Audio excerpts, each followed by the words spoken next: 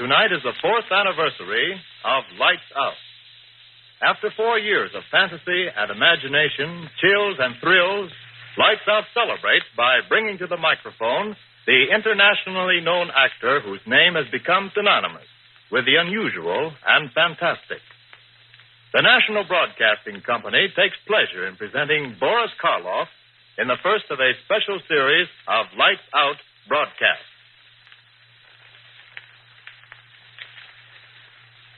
Lights out, everybody.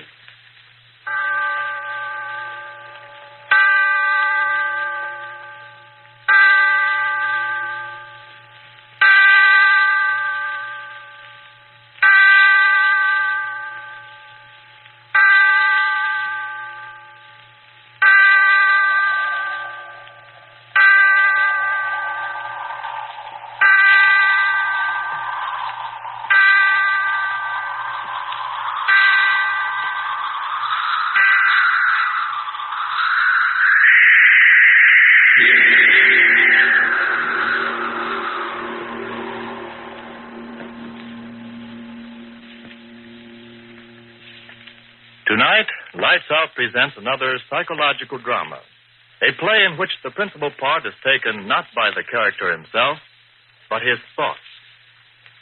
The voice you are about to hear is that of the thoughts of one Darrell Hall, accused murderer, sitting in a courtroom awaiting the return of a jury which is to decide whether he is to live or die. And as he waits, the thoughts in his mind seethe and swirl. Seethe and swirl. Guilty. Not guilty. Guilty. Not guilty. Guilty. Father in heaven, why don't I stop thinking those words? Words those jurymen are saying. He's guilty. He's not guilty. He's guilty. Not guilty. Guilty. Not guilty. No, I've got to stop thinking of what's going on in that room. The jurymen. I've got to stop thinking of them. I've got to keep my head clear. I've got to figure things out. When did all this start? Yes, I remember. That night, Wayne and I were sitting in my room talking about dreams. I remember he said... Oh, come on, Darrell. Don't expect me to believe that one. Well, I'm certainly telling you the truth. A fellow with your imagination wasting his time teaching biology to a bunch of co-ed nitwits. No, sir, you should be writing fiction. I assure you, my dear Wayne, I've told you the truth. You're really serious? Of course I am. You actually mean that in all your life you've never had a dream? Never. Not even when you were a child? To my knowledge, I've never had a dream in all my life. Well, how do you like that? I like it very well.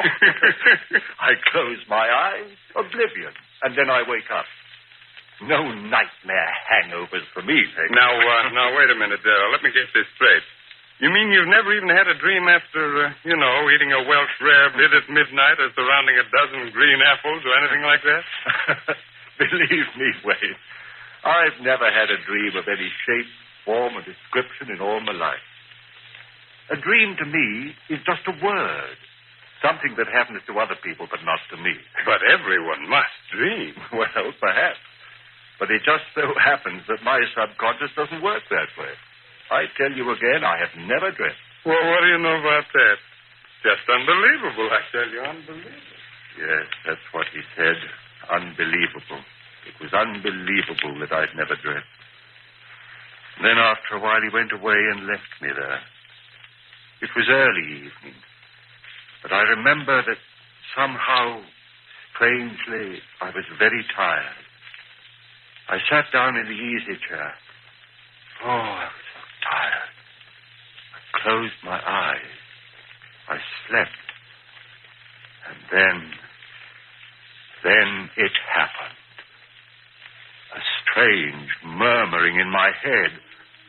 Yes, that's how it started. A murmuring as if in warning. And then in the darkness around me, strange faces lifting and falling. White faces. Faces without hope. Their eyes full of horror. Their white, bloodless lips pleading wordlessly in a way that made the heart in me cry out in pity. And suddenly, knew I was asleep and dreaming. Yes, dreaming for the first time in my life. And these faces I was seeing were things out of a dream. And even as I knew that, the dream was gone. Blackness. And yet I knew that I was still asleep. And I had a terrible feeling of foreboding, of a horror to come in that dream. What? How? I didn't know. But I wanted to stop sleeping. I wanted to open my eyes quickly before. And then I saw her moving slowly toward me out of the darkness that was my dream. At first, a white, wraith-like thing. And then I saw it was a woman. Yes, the body of a woman, but the face. Father in heaven, that face. Gross, unclean, thick, bestial brows, wrinkles of venery, the lecherous writhing of thin crimson lips that lifted from teeth, bright and pointed, and flecked with blood. Yes, a glorious body, and a face from hell. Closer, closer to me. And then she spoke one word. Kill.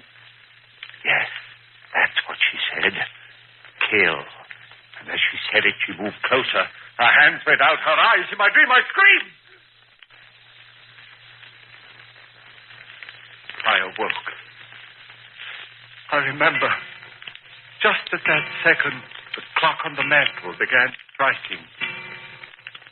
5, 6, 7. Thankfully, I counted each chime, since the hearing of it meant that I was awake out of the horror of that dream. When the clock had stopped chiming, I sat there. My one thought was, if this be dreaming, let me never dream again. I heard a sound. What was that? I sat still, afraid to move. And then I laughed. It was my own heart. My own heart still pounding with fright at what I'd seen in my first dream. Oh, why do I sit here thinking of what has been? The jury in there. They've got to hang me. Free him. They've got to hang me. Guilty. Hang him. Free him. No, I mustn't think of them. Better to keep my thoughts on how it all started. Better to figure things out. Where was I? Ah, yes. Sitting there, listening to the beating of my heart, thinking of the horror of that dream. And then, suddenly, that strange, wordless murmur I had heard in my dream was whispering in my head again. Quickly as it began, it was gone. How could this be? I was awake. Awake. This was no dream. Then why had I heard that wordless entreaty? That same sound that had come from those miserable white faces that had floated before me while I slept. Why? Why? I heard it. Sound behind me. Who? Why, yes, my friend Wayne. Must be he. Come back into the room, standing behind my chair, thinking I was asleep. I turned round and said, Wayne, is that you?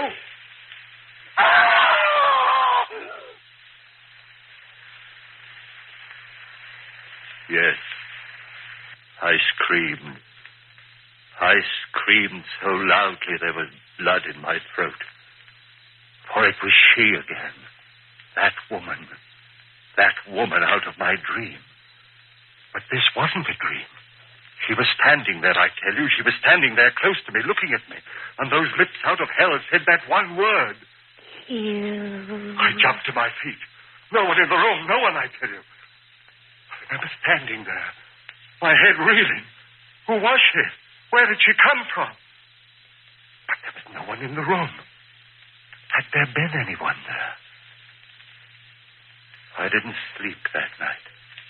But by morning, yes, by morning, I had it all figured out. 2 dreams. That's what it had been, and the second had been more vivid than the first. Why, of course. I'd never dreamed before, so of course my first dreams would seem reality. How easy it was to quiet the unrest in my mind. Easy to make oneself believe what one wants to believe. And yet, some measure of uncertainty remained with me. And Mary saw it in my face when I had dinner with her that night.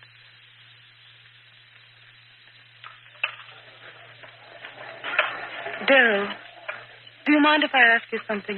What a question. Of course not. Is there something wrong? You mean with the dinner? Well, you know, this is my favorite restaurant. With you, dear. Has something gone wrong at the university? Why do you ask that? The worry in your eyes. Oh. What is it, dear? Oh, it's nothing. It's nothing important. You changed your mind about loving me? Mary. Then tell me what it is, please. All right. It's really nothing to concern yourself over. Just a dream. Dream? Darrell, you dreamed. Yes, last night. How marvelous. Now you're normal even when you sleep. That's right, isn't it? I'm back to normal, see if I'm not. And here I thought from the expression on your face that it was something really important. Funny, isn't it? And I suppose in your first dream you dreamt of a glorious, seductive woman. No, Mary. Ah, did you have a nightmare? If you don't mind, let's not talk about it anymore. Shall we have our dessert now? Now, I suggest the hot green apple pie with cheese. Darrell, was it as bad as all that? Horrible. Oh, that's cruel. Your very first dream, an unhappy one. Oh, well, I'm sure that if you dream again, you've more interesting times ahead. Oh, Darrell, look at the time. 7:01, and we promised the Armstrongs we'd pick them up at 7:15. Darrell, what is it? Your face. Do you hear it? Hear what? You do hear it, don't you? The voices. Voices? Darrell, what are you talking about? Why, the people in this restaurant are most well behaved. Gone. Just the way it was before. Darrell, please, if this is a joke, please tell it to me. Darrell, what is it? What are you staring at? What's behind my chair? What's there, Darrell? Tell me what you see. Darrell, the table. Why did you throw over the table? Darrell, what is it? What is it? Why did you scream like that? What's the matter with you, Darrell? Yes. She wanted to know why I had done it. Screamed, thrown over the table. They all wanted to know. But how could I tell them of her, standing behind Mary's chair, that thing of degradation, and those lips saying, kill. I went home. Mary thought I was overworked. No, darling, you've been working so hard. Go home and rest, dear. That's all you need, rest. Rest. What good was rest? I had to reason things out. All my life I lived with reason, and now this horror. I had to know all about it. Now I was certain it was no dream. What I had seen there in the restaurant had been no thing of sleep. Hallucination. Yes, that was it. I had been working hard. Too much work was the answer, and rest would cure that. Yes, indeed. And so I rested through the next day. It was quite dark when I awoke. The phone rang. It was Mary calling to find out how I felt. Are you sure you're all right, Darrell? Why, yes, Mary, yes, I'm fine, thank you. You sound all right. Your advice was good, dear. Apparently rest was just what I needed. Then go along back to bed. I'll talk to you tomorrow. All right, dearest. Thanks for calling. Goodbye, Darrell. Sleep well tonight. I hung up the receiver. And then the clock on the mantel behind me began striking. Always at 7. Always at 7. Always at 7. Yes, that was true. Each time it had been 7 when it had happened. And then, with the last chime of the clock, I realized it was 7 again. 7. Would I see her again? I stood there, back against the wall, waiting. So quiet, I could hear the clock ticking away the seconds. Would it happen again, this hallucination of mine? I waited. I heard no pitiful murmur of voices. Just quiet. So dark in the room, I could see the shadowy emptiness of a chair near the other wall. And then the chair was no longer empty. There was someone in it. I said, "Who's there? Answer me, who's there?" No answer. A strange darkness in the room. Deeper and deeper, I could see nothing, and then, through swirling pools of flame led right, closer and closer. I stood there, I couldn't move. Rumbling began in my brain. Fear, I tell you, fear tearing at my brain, louder and louder, while those red circles of light came closer and closer. Father in heaven, what was it? What?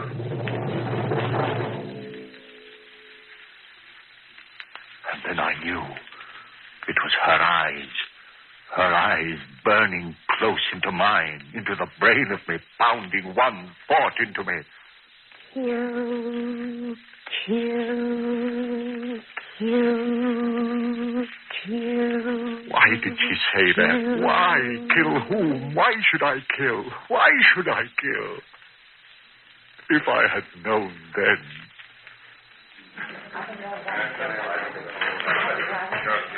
The jury. They're coming back. The verdict. What? No, not yet. Still out.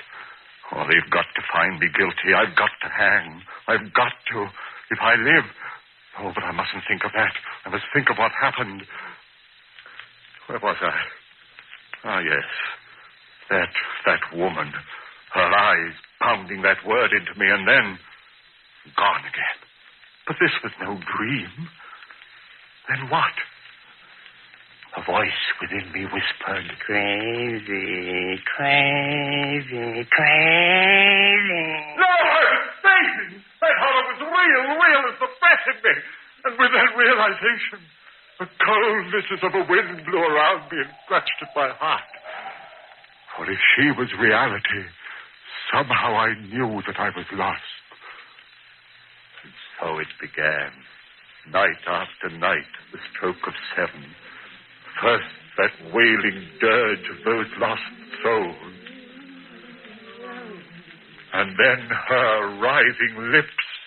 Kill, kill, kill, kill, kill, Kill. Father in heaven, the words began pounding in my head so that even when she wasn't there, I heard them. I hid in my room. I didn't go out. People would see this madness that had come over me. I went nowhere. And soon I knew that they were talking of me. I tell you, I don't know what's come over Darrell. Hides in his rooms, won't even talk to me. Something's wrong there. And Mary. Please, Darrell, you've got to let me see you. This talking over the phone. Oh, darling, what's wrong? What's wrong? And night after night, the horror of... And the greater horror of...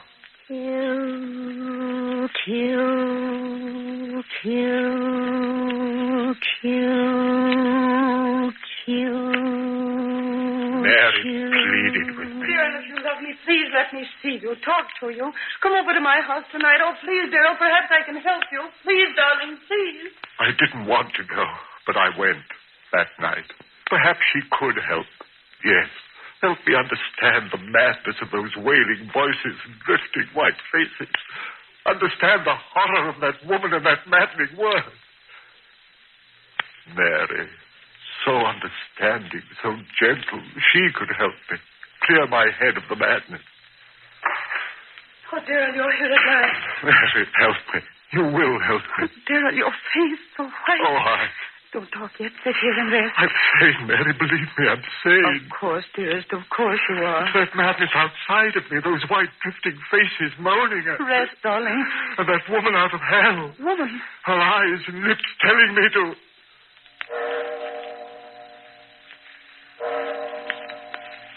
The time. The time. What time is it? It's 7. Darrell, what is it? I've lost track. I've got to get out of here. Darrell, don't. Wait, don't go. late. Daryl, what is it? Too late. Late. You hear them, don't you, Mary? I'll go call a doctor. Listen to them. Their voices are so loud tonight. Listen, Mary. Daryl, don't. There's no one here. You hear them? You must hear them. What are they saying? Louder and louder, trying to tell me something. What are you saying, you out there? What are you telling me? Daryl, stop! They're gone. Faces, voices, gone. Now she'll be Oh, here. Daryl, please, you're frightening me.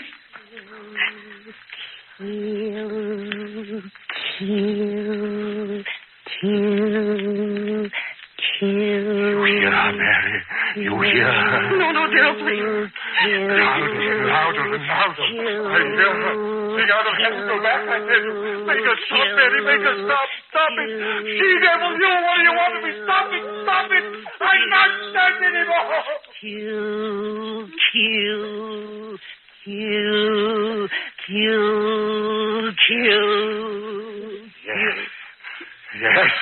Yes. Go away. Go away. I'll kill. Daryl, don't! Oh, my neck. Choking me. Daryl, no. Kill.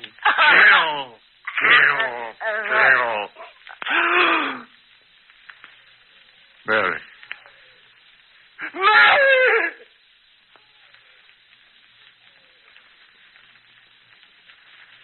Yes. I had killed her. My sweet, gentle little Mary.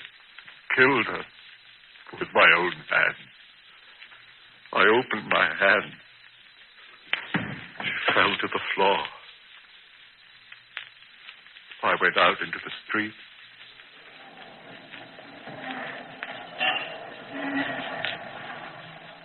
People all round me, hurrying. I was in no hurry. What that woman had wanted, I had done. I had killed. I walked all night. It didn't matter where.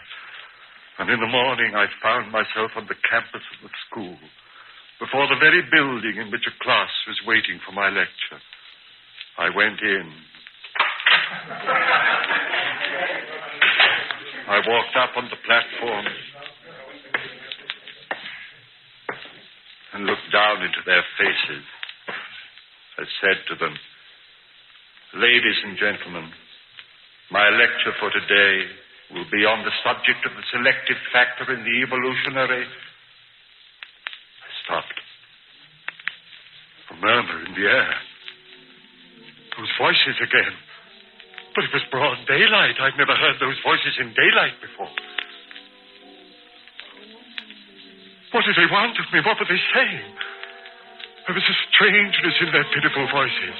Yes, like a dirge of tears and sorrow for someone. For me, yes, for me. And then her voice, laughing, triumphant.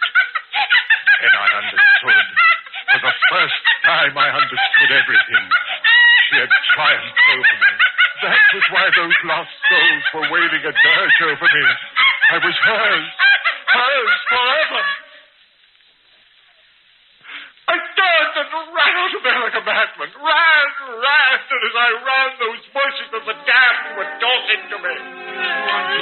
As we are doomed, No. those who murder are doomed. We listen to her and No. now you are one of us. Those who murder. No peace through all eternity. No. Rest for those who murder. Through all eternity.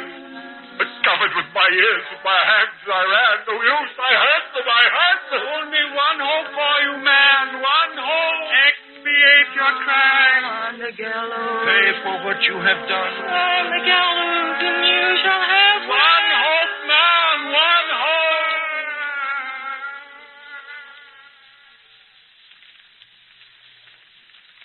So that was it. My one hope. If I paid society for my crime, she would fail. I would be free of her, that thing, that essence of evil, that siren who called men to murder so that their souls would be slaves to her for all eternity. Yes, I'd pay for my crime. I ran on, back to Mary's house. Yes, I'd pay it gladly with my life to have the peace of the rest of oblivion. I went back into the house. Yes, Mary was lying there, cold. I lifted her. Those same hands that had crushed the life out of her lifted her and carried her out into the sun. My eyes were so filled with tears that I could hardly see where I walked. People began milling about me. He's got a woman in his arms. Well, where's he carrying her? She must have fainted. No, look, he's dead. What? Who killed her? Huh? Hey, mister. Hey, mister, who killed her? I did. Who killed her? I killed her. With my own hands, I killed her. And please, I want to die for this. Hey, Will, hey, hold your tongue.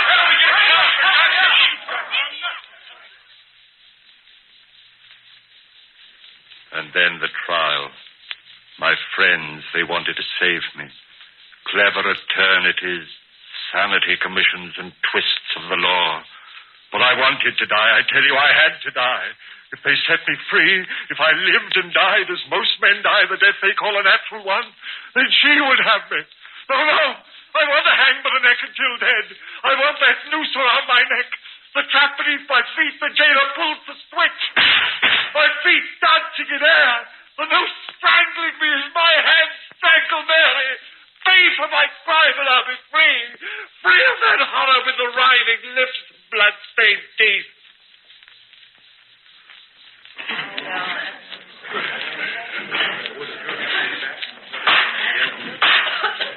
All in the court. All in the court. The jury. They're coming in. Guilty. They've got to find me. Gentlemen of the jury, have you reached a verdict? We have, Your Honor. The clerk of the court will read the verdict, please. Give it, jury. Find the defendant guilty of murder in the first degree. Guilty. You hear that, you thing out of hell? Guilty! They will hang me for the next that I said. I'll be free of you. I'll have peace. You failed, you beast, you. I'll see to my crime, you. You'll never get...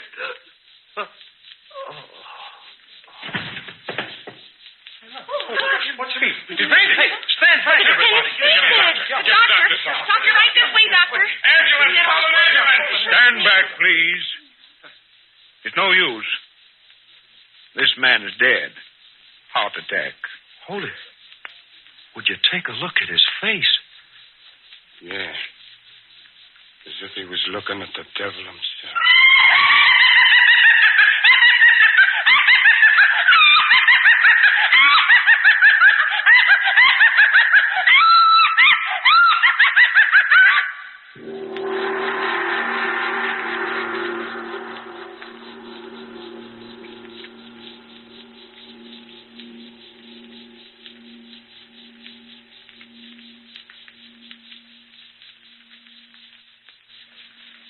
Ladies and gentlemen, you have just heard the first play in a special series commemorating the 4th anniversary of Lights Out and starring Boris Karloff.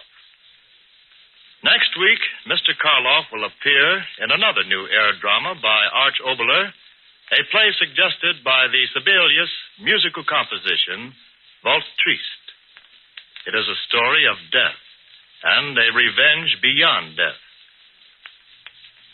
Listen to Lights Out with Boris Karloff.